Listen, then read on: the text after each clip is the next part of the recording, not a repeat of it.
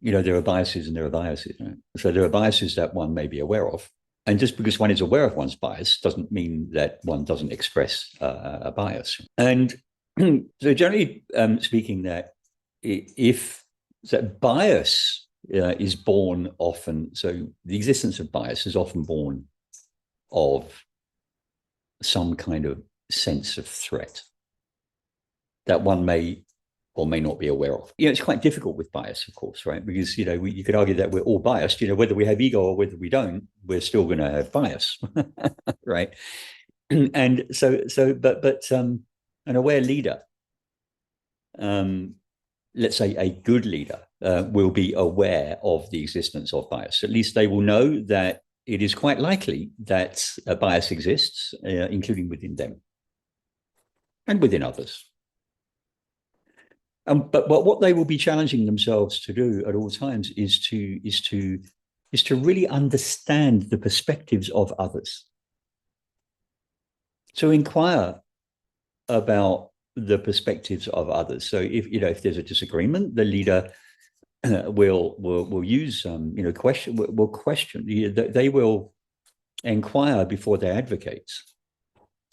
So they may go into that meeting thinking that they're pretty clear on what they want, and they're getting resistance from everybody else, but they're going to make sure that they fully understand the concerns of other people in the meeting and try to line that up with what I said earlier on, the, if you wish, goal to orient one's mind and actions towards that which is right, rather than that which just defends their own point of view in the moment.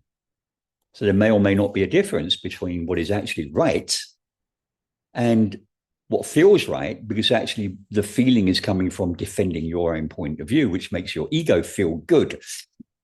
So, an aware leader will continuously challenge that and ask oneself that question again. You might even ask the question directly, what is my ego saying about this? What are my own concerns? What are my own immediate concerns driving me to think and feel and do? And what would it be like if my concerns were oriented to the longest possible time frame and the widest possible system?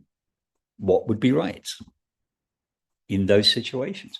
And when I say the longest possible time and the widest possible system, we've got to keep it relevant, right? So what is the longest possible relevant time frame?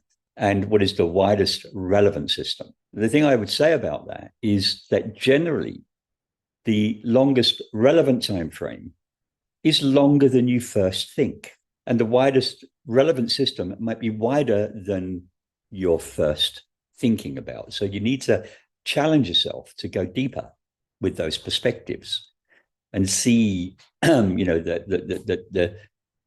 the biggest, as you go out further and further, and as you go out further and further in terms of the size of the system and the length of time, then it is likely that more common factors, more commonality is beginning to emerge as you do that between different points of view. So it could be that your point of view is okay, your point of view is okay. They appear to be different, but when you look at it in a wider time frame, a wider system and a longer time frame, they may both actually achieve the right thing. So how do we integrate? Then if that begins to answer that. The best way, the best way to deal with bias really is to listen to the perspective, genuinely listen to the points of view of other people and where those points of view are coming from.